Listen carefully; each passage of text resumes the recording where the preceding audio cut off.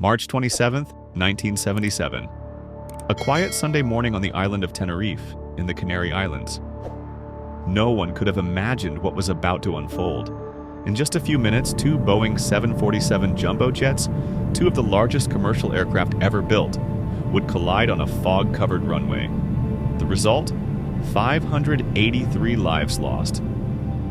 To this day, it remains the deadliest aviation accident in history. But what happened? How could two massive planes crash? On the ground. This is the true story of the Tenerife disaster.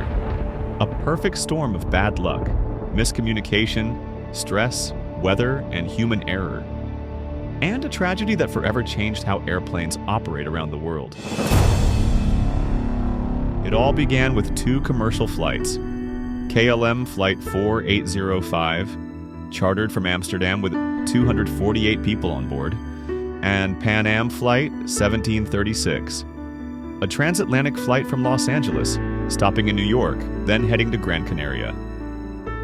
On that morning, a terrorist bomb exploded at Gran Canaria Airport, forcing it to close temporarily. All incoming flights, including KLM and Pan Am, were diverted to a smaller nearby airport, Los Rodeos in Tenerife. But Los Rodeos wasn't prepared for so much traffic.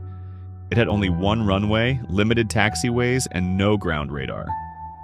Soon, the airport was packed with parked aircraft, jammed taxiways, and growing delays. Then came the fog. As thick fog enveloped the airport, visibility dropped below 300 meters. The air traffic control tower couldn't see the runway. The pilots couldn't see each other, and the radio frequency became a lifeline, one vulnerable to confusion. Meanwhile, delays piled up. The KLM crew decided to refuel, thinking it would save time later. That move would cost them valuable minutes, and ultimately their lives. When Gran Canaria reopened, both aircraft were finally cleared to depart. But to do that, they'd both have to taxi on the exact same runway, Tenerife, at the same time. KLM was instructed to taxi to the end of the runway and turn around for departure. Pan Am was told to taxi partway and exit at the third left. But in the fog, the Pan Am crew couldn't see the exit.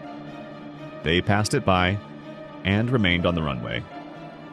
Meanwhile, in the KLM cockpit, Captain Van Zanten asked, "Are we cleared for takeoff?"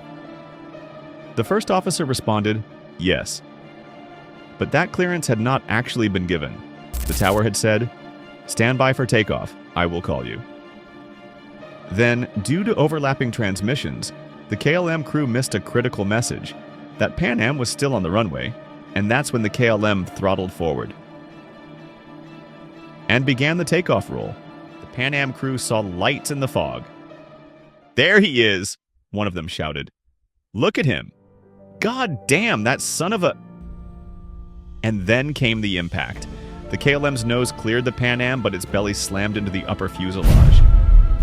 Fuel tanks exploded on both planes. The KLM jet lifted slightly, then crashed back to the runway in a fireball. Everyone on board was killed instantly. The Pan Am broke apart, flames engulfing the fuselage. Passengers fled into the fog through holes in the cabin. 61 people survived. 583 did not. The worst disaster in aviation history had just happened. On the ground. Investigators listened carefully to the cockpit voice recorders. They replayed the final conversations, the radio interference, the moments of hesitation.